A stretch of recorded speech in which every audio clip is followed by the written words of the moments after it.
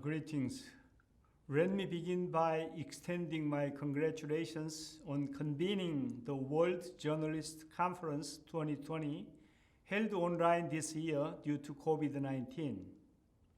Despite its relatively short history of 8 years, the World Journalist Conference has been hailed as a shining example of public diplomacy. I would like to express my appreciation for the hard work of President Kim Dong-hun and members of the Korea Journalists Association who managed to put together this meaningful event in these difficult times. This year's World Journalist Conference looks to the future of journalism through 3 subjects: fake news, COVID-19, and the 70th anniversary of the Korean War.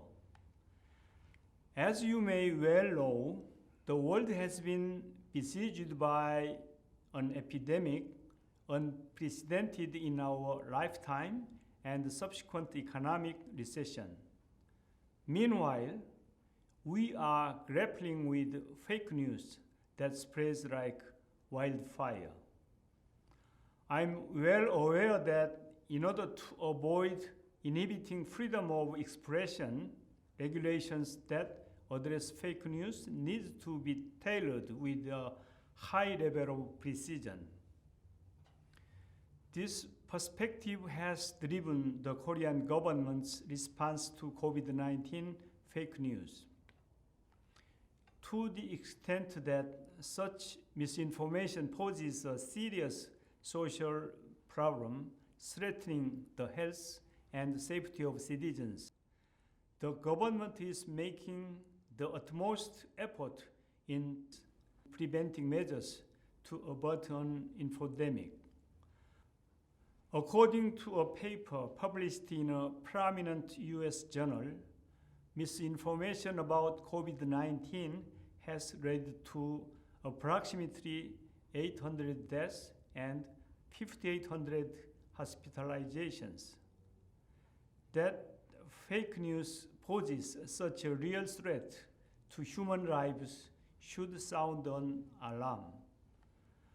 I believe this demonstrates how vital trustworthy information is. In this regard, allow me to extend my respect to all the journalists around the world joining in this worthwhile occasion. Distinguished guests from the media and press around the world, this year marks the 70th anniversary of outbreak of the Korean War. The two Koreas joined hands 2 decades ago for the June 15th South-North Joint Declaration, and again 2 years ago for the April 27 Panmunjom Declaration, but we have seen no further progress recently. Nevertheless, our belief remains firm that permanent peace on the Korean Peninsula is a noble goal and mission that South and North Korea must achieve.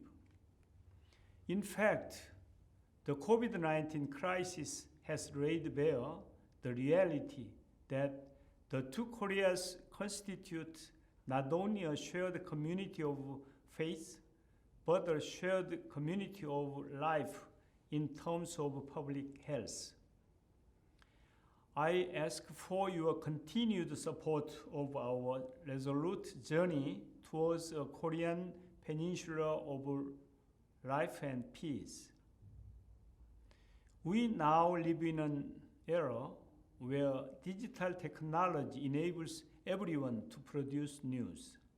However, the flood of information paradoxically throws into sharp relief the value of journalism. I hope this year's event will serve as a venue of wisdom to reaffirm the importance of journalism and promote solidarity in preparation for the post-COVID-19 era. Thank you.